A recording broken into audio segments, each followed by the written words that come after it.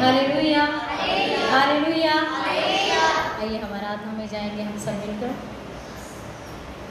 जब मैं चलूं जल से संग संग रहता हूँ, जब अग्नि से चलूं संग संग रहता हूँ, डूबेगा नहीं, झुलसेगा नहीं, डूबेगा नहीं, झुलसेगा नहीं। धन्यवाद, धन्यवाद, धन्यवाद, धन्यवाद।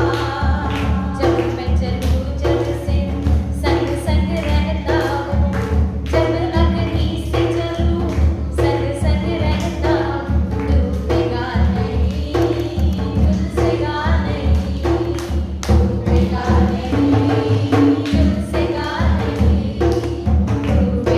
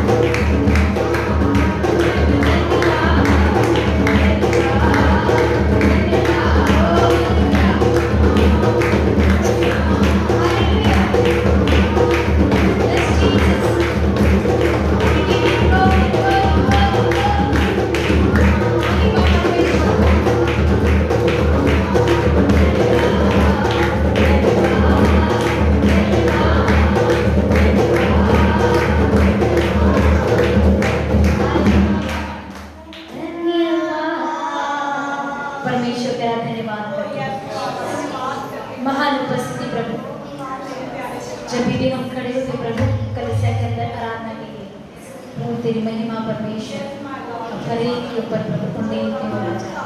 इसके लिए हम करोड़ बार आपका धन्यवाद करते हैं। प्रार्थना यीशु नासरी के नाम से मांगते हैं। सुनो दया कर मेरे प्यारे स्वर्गीय पिता। आमीन।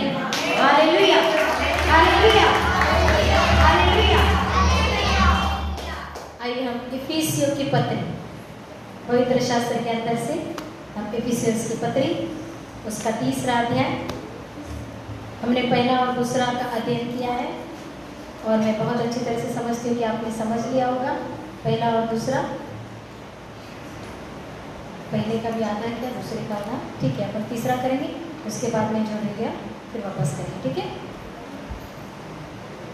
1 से पढ़ेंगे। इसी कारण में पौलुस जो अन्य जातियों के लिए मसीह यीशु का बंदी हूँ, यदि तुमने परमेश्वर के उस अनुग्रह के प्रबंध का समाचार सुना हो तो तुम्हारे लिए मुझे दिया गया, अर्थात यह कि वह भेद मुझ पर प्रकाशन के द्वारा प्रकट हुआ, जैसे मैं पहले ही संक्षेप लिख चुका हूँ, जिससे तुम पढ़कर जान सकते हो कि मैं मसीह का वह भेद कहाँ तक समझाता हूँ जो अन्य समयों में मनुष्य की संतानों को ऐसा नहीं बताया गया था।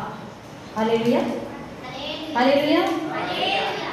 पौलुस क्या लिखते हैं कि मनुष्य की संतान यहूदियों को नहीं बताया गया था, जैसा कि आत्मा के द्वारा अब उसके पवित्र प्रेरितों और भविष्यवक्ताओं पर प्रकट किया गया, अर्थात यह कि मसीह यीशु ने सुसमाचार के द्वारा अन्य जातीय लोग मिरास में साझी और एक ही देह के और प्रतिज्ञा के भागी है। Hallelujah hallelujah. प्रभु जब मुझे लगता है संडे के दिन मैंने इस वचन को लिया, इफिसियों उसका 2रा अध्याय उसका 11 से मैंने लिया था। उसमें कुछ परमेश्वर ने हमारे लिए क्या कहा था। पौलुस ने आज जिस तरीके से हम इस वचन को पढ़कर वहां पर पौलुस कहते हैं 3रा वचन 3:3, अर्थात यह कि वह भेद मुझ पर प्रकाशन के द्वारा प्रकट हुआ, जैसा मैं पहले ही संक्षेप में लिख चुका हूँ। संक्षेप में क्या लिख चुका है? हम दूसरे अध्याय के अंदर 12वें वचन को देखें। तुम लोग उस समय मसीह से अलग, किससे अलग? मसीह से अलग और इस्राएल की प्रजा के पद से अलग किए हुए और प्रतिज्ञा की वाचा के भागी नहीं थे, आशाहीन और जगत के, और कैसे थे? जगत में ईश्वर है। मतलब हमारे पास परमेश्वर था ही नहीं। इस बात का प्रकाशन पौलुस ने पहले ही 2रे अध्याय के अंदर हमें बताया।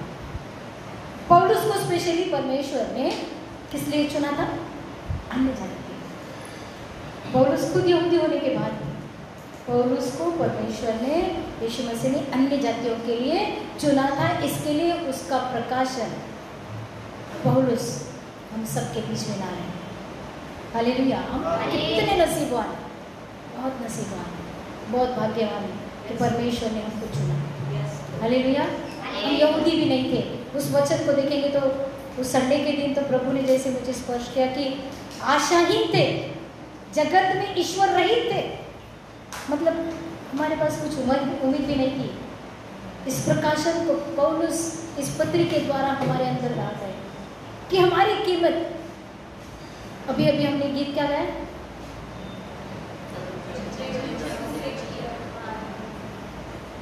मैं उसके सामने कैसा हूं?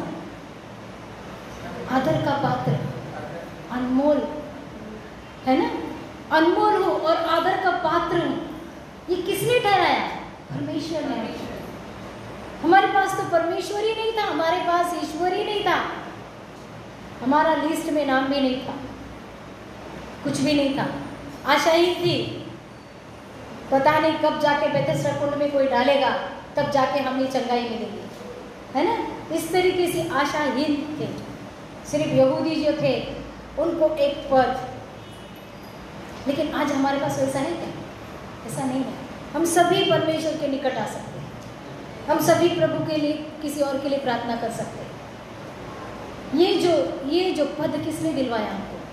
यीशु मसीह। कैसे दिलवाया? कैसे दिलवाया? अपने आप को बलिदान करके। कैसे दिलवाया? अपना लहू बहाकर। अपना लहू बहाकर क्या किया उन्होंने? हमें जीवन दिया। अगर परमेश्वर हमसे प्रेम नहीं करता तो आज हम यहाँ पर बैठे रहते थे क्या? आज हमारे पास उम्मीद रहती थी क्या? नहीं रहती। आज कितने सारे लोग आप देखते हो कि आज जो तालिबान ना, हाँ, तालिबान अफगानिस्तान के अंदर आम जनता रो रही है ना? आम जनता रो रही है। गर्ल्स के लिए बाहर आना मना है, पढ़ाई करना मना है, सर्विस करना मना है। लोग घर छोड़ के भाग रहे हैं, अपने खुद के घरों को छोड़ कर भाग रहे हैं। 20 साल के बाद फिर से उनको वही कष्ट, वही तकलीफ मिल रही है। तो एरोप्लेन के ऊपर बैठकर भी लोग कैसे गिर रहे हैं, लेकिन उनको जान की फिक्र नहीं है, लेकिन वो अफगानिस्तान छोड़ के आ रहे हैं। और हमारे पास तो परमेश्वर है, हमारे पास तो परमेश्वर है, हमें सुरक्षित रखा है, हमें सुरक्षित रखा है। उन लोगों के पास आज क्या हो गया? बेचारे भाग रहे हैं, तालिबान को डर के सब भाग रहे हैं। आज हम अगर प्रभु को अपना दिल देते हैं तो हमको अपने महत्व को जानना है। आगे वचन क्या लिखा है? तीसरा वचन, अर्थात यह कि वह भेद मुझ पर प्रकाशन के द्वारा प्रकट हुआ, जैसा कि मैं पहले से ही संक्षेप में लिख चुका हूँ, जिससे तुम पढ़कर जान सकते हो कि मैं मसीह का वह भेद कहाँ तक समझता है जो अन्य समयों में मनुष्य की संतानों को ऐसा नहीं बताया गया था कि आत्मा के द्वारा अब उसके पवित्र प्रेरितों और भविष्यवक्ताओं पर प्रकट किया गया है। अर्थात यह कि मसीह यीशु में सुसमाचार के द्वारा अन्य जाति लोग मिरास में साझी और एक ही देह और प्रतिज्ञा के भागी। यहाँ पर इस वचन को देखो क्या बोलते हैं पौलुस? पवित्र प्रेरितों और भविष्यवक्ताओं पर प्रकट किया गया। क्या किया गया है?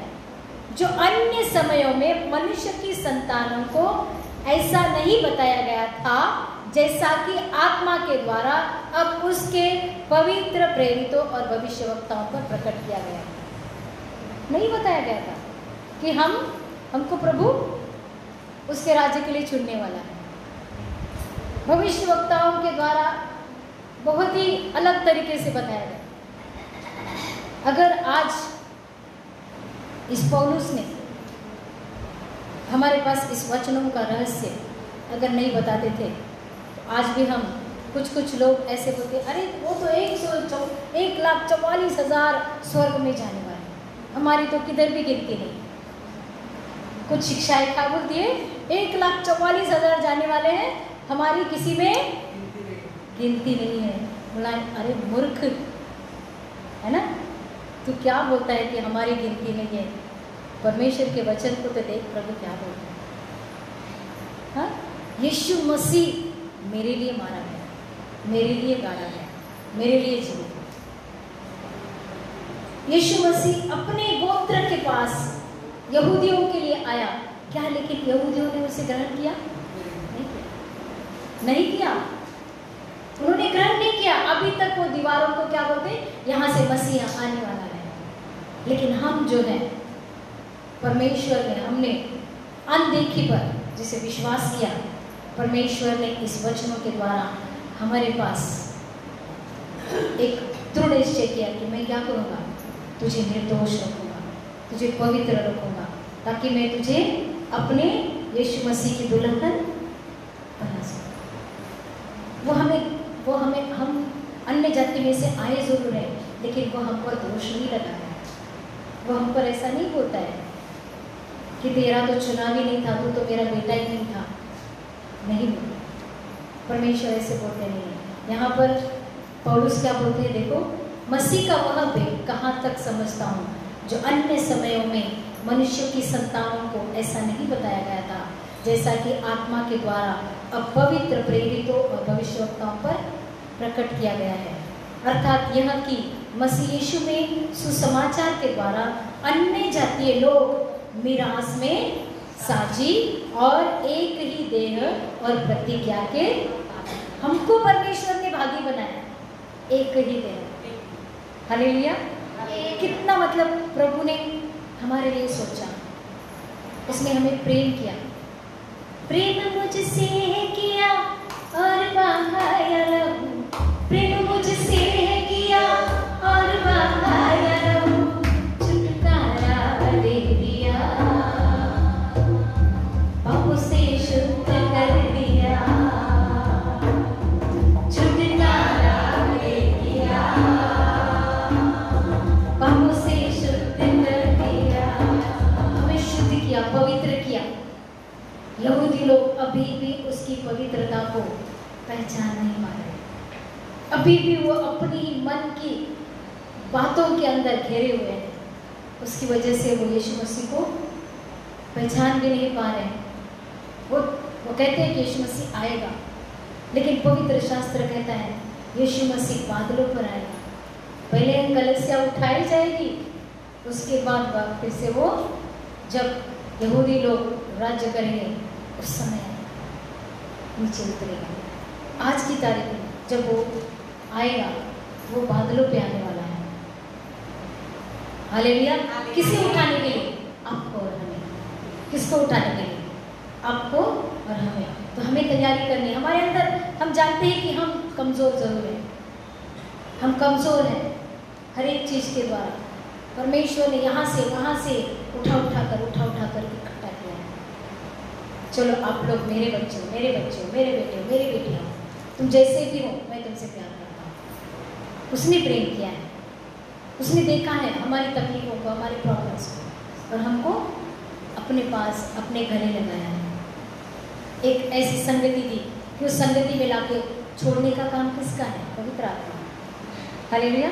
पवित्र आत्मा ने हमको एक संगति में लाके छोड़ा है, किसी इंसान ने नहीं। इंसान सिर्फ जरिया है, लेकिन लाने वाला कौन है? पवित्र आत्मा। पवित्र आत्मा हमसे प्यार करती है।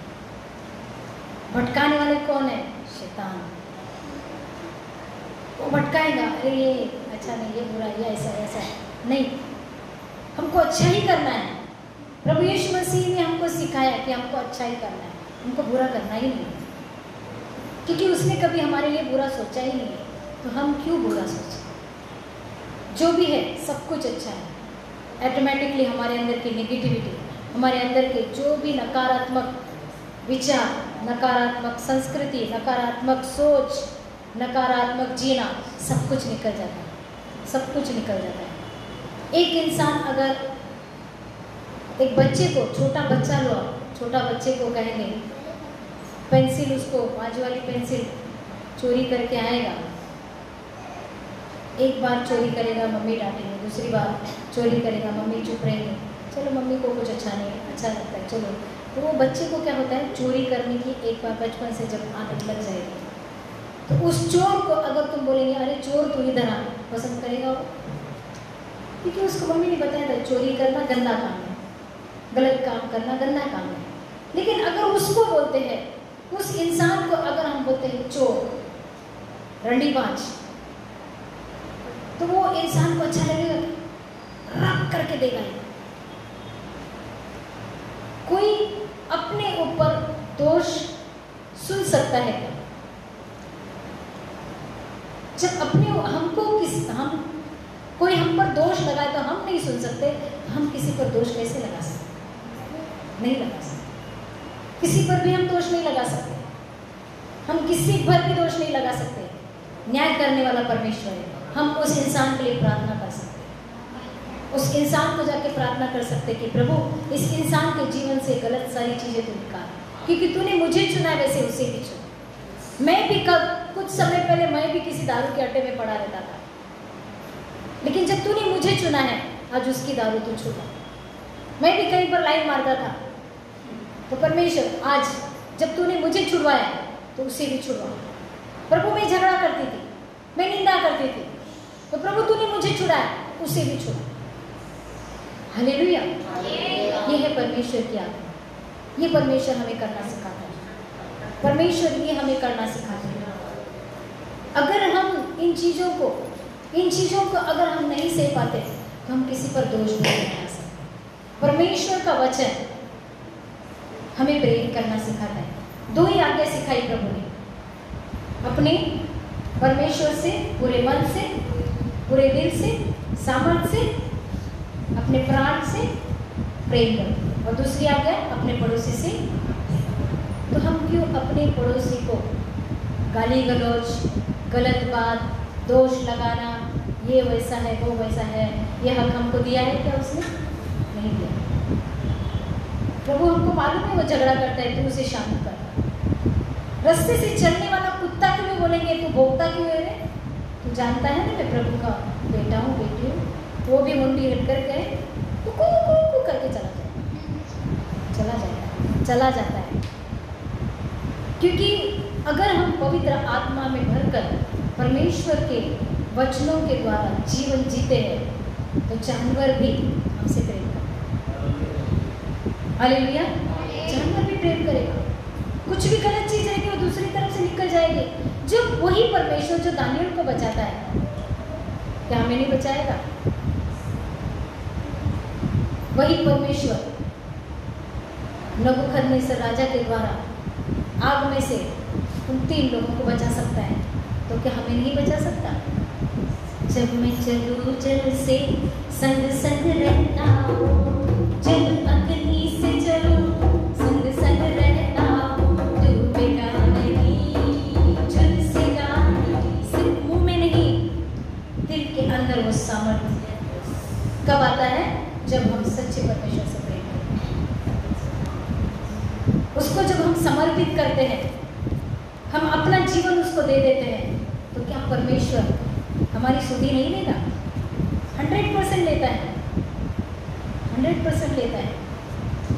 कि दानियल को कोई बड़ा बुजुर्ग आके प्रार्थना कर रहा था क्या? तब जाके उसको स्वप्न के अर्थ पता चले? नहीं, उस महान परमेश्वर का हाथ, उस महान परमेश्वर का हाथ जब उसके ऊपर आ चुका था तो वो स्वप्नों का अर्थ, उन रहस्यों को बता देता। आज अगर उस महान परमेश्वर का हाथ जब हम पर आएगा, हम पर वो रखेगा, तो हम जो भी परिस्थिति है उस परिस्थिति के अंदर उसका धन्यवाद करेंगे और वो हमें हिम्मत से करेगा। Hallelujah, hallelujah. संकट को आना ही आना है, संकट को आना ही आना है और उसको जाना ही जाना है, लेकिन उसके पहले तो हमको अनंत काल का जीवन का अनुभव ले लेना है कि प्रभु ने मुझे अनंत काल के लिए बुलाया है, प्रभु ने मुझे इतना सुंदर जीवन दिया है, वो मेरे लिए सोचता है। उसने भविष्यवक्ताओं के द्वारा उन रहस्यों को मेरे ऊपर प्रकट किया है। यीशु मसीह के द्वारा वो रहस्य पूरा हो चुका है, तो मैं क्यों उन चीज़ों के अंदर जो मेरे लिए नहीं है उनको गले लगाऊं? जो मेरे लिए प्रभु ने दी है उसी को मैं गले लगाऊं। हालेलुया। आइए हम और भी 7 वचन पढ़ेंगे। मैं परमेश्वर के अनुग्रह के उस दान के अनुसार जो उसकी सामर्थ्य के प्रभाव के अनुसार मुझे दिया गया उस समाचार का सेवक बना, उस सुसमाचार का सेवक बना। मुझ पर जो पवित्र लोगों में से छोटे से भी छोटा हूँ, यह अनुग्रह हुआ कि मैं अन्य जातियों को मसीह के अगम्य धन का सुसमाचार सुनाऊं। कौन सा अगम्य धन? कौन सा धन? अगम्य धन। ये धन हमने पहले अध्याय के अंदर, इफिसियों की पत्री पहले अध्याय के अंदर हम 4 के 5 वचन में पढ़ा था।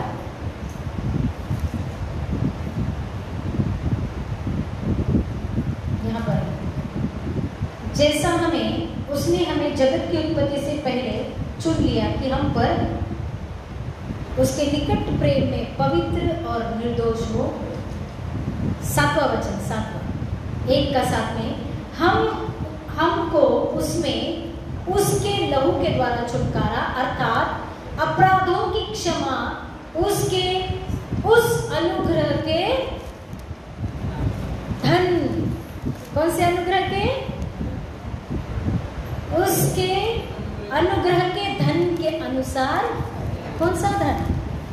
देखो, लोग पापों की मुक्ति के लिए भटकते हैं, श्रापों की मुक्ति के लिए कितने सारे चीज़ों को करते हैं, लेकिन आज ये वचन देखो परमेश्वर हमें कहाँ से कहाँ लेके जा रहे हैं। मुझ पर, 8वां वचन 3, मुझ पर जो सब पवित्र लोगों में से छोटे से भी छोटा हूँ, यह अनुग्रह हुआ कि मैं अन्य जातियों को मसीह के अगम्य धन का सुसमाचार सुनाऊं और सब पर यह बात प्रकाशित करूं कि उस भेद का प्रबंध क्या है जो सबके सृजनहार परमेश्वर में आदि से गुप्त था, ताकि अब कलीसिया के द्वारा परमेश्वर का विभिन्न प्रकार का ज्ञान उन प्रधानों और अधिकारियों पर जो स्वर्गीय स्थानों में है प्रकट किया जाए, उस सनातन मनसा के अनुसार जो उसने हमारे प्रभु यीशु मसीह में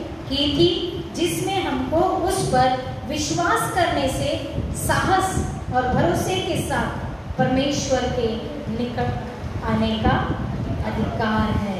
इसलिए मैं विनती करता हूँ कि जो क्लेश तुम्हारे लिए मुझे हो रहा है, उनके कारण साहस न छोड़ो, क्योंकि उनमें तुम्हारी महिमा है। Hallelujah, hallelujah.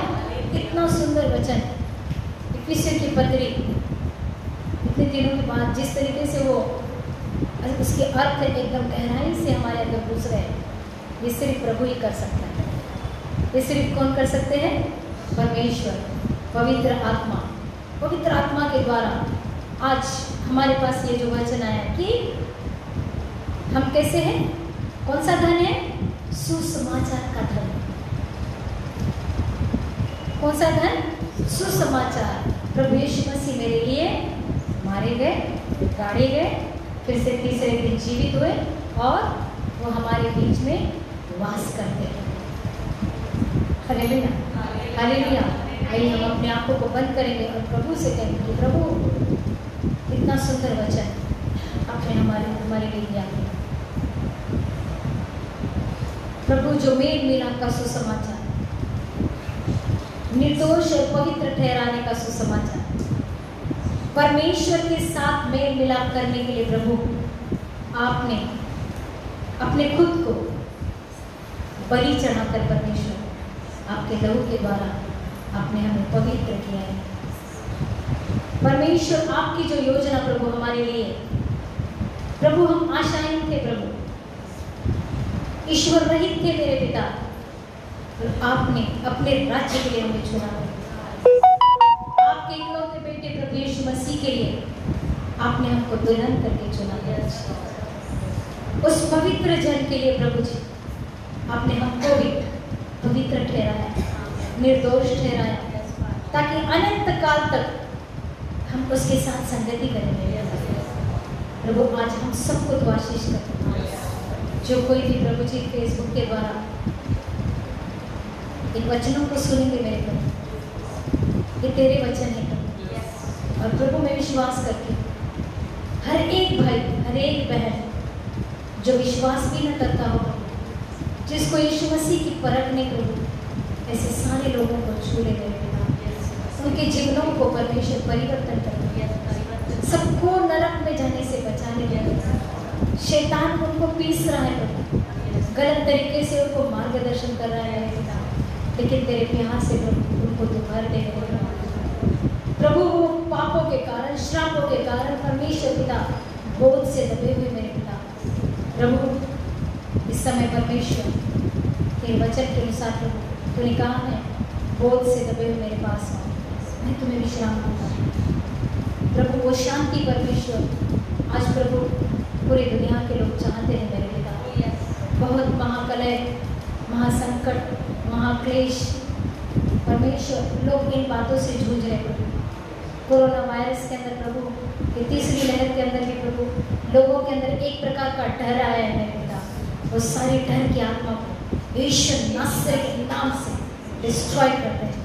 परमेश्वर पिता, आज प्रभु आपने जो हमें ये संगति दी है मेरे पिता, लोगों तक पहुंचने के लिए परमेश्वर आपने ये जो उपाय किया है मेरे प्रभु जी, तो परमेश्वर पिता आप सभी को छू लीजिए मेरे पिता। जो भी भाई जो भी बहन आज पीड़ित है मेरे पिता, प्रभु उनकी पीड़ाओं को तो दूर कर, उनको तू आशीष कर, आशीषों से भर मेरे परमेश्वर पिता। तू संकटों को निवारण करने वाला परमेश्वर है प्रभु। इज़राइल को परमेश्वर मिस्र से निकालने के लिए प्रभु तू खंबा बनकर आगे चला मेरे पिता।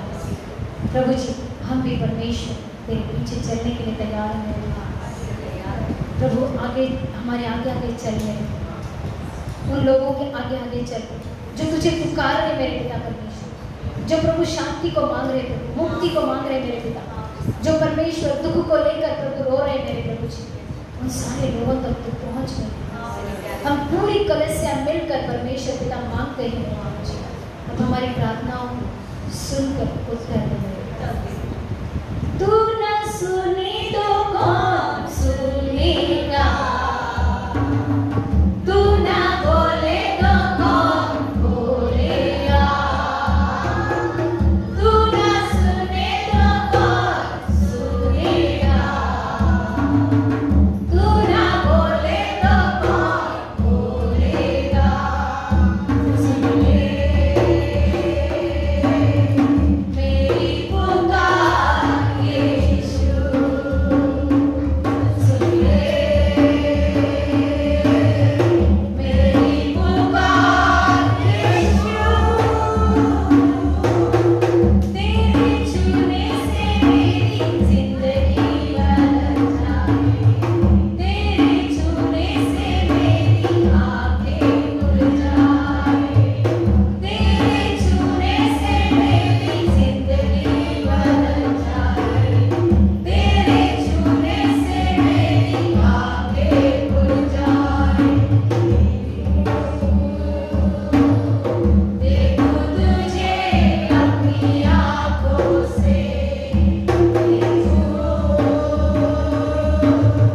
देखूं तुझे अपनी आँखों से, तू ना सुने तो कौन सुनेगा, तू ना बोले तो कौन बोलेगा, तू ना सुने तो कौन सुनेगा, तू ना बोले तो कौन बोलेगा। सुन ले मेरी पुकार यीशु, सुन ले मेरी पुकार यीशु, यीशु हमारी पुकार को सुन ले मेरे पिता। प्रभु सारे संसार के लोगों के आंखों के ऊपर की पट्टी तो खोल, अंधविश्वास से बाहर निकाल मेरे पिता, आत्मिक आंखों को खोल कर प्रभु उनका उद्धार कर प्रभु जी। उनको चंगाई दे मेरे पिता, उनको छुटकारा दे, लूसीफर से उनको दूर कर प्रभु जी, शैतान की हर एक ताकत से दूर कर मेरे पिता, और प्रभु तेरे निकट आने के लिए उनकी सहायता कर, पवित्र आत्मा उनकी सहायता कर। प्रार्थना यीशु मसीह के नाम से मांगते, सुन और दया कर मेरे प्यारे स्वर्गीय पिता, आमीन। पिता परमेश्वर आपका प्रेम, प्रभु यीशु मसीह आपका अनुग्रह और पवित्र आत्मा आपकी सहभागिता सदा सर्वदा हमारे बीच में वैसे बातों पर आने तक बनती रहे और बढ़ती रहे। हम सब कहेंगे आमीन।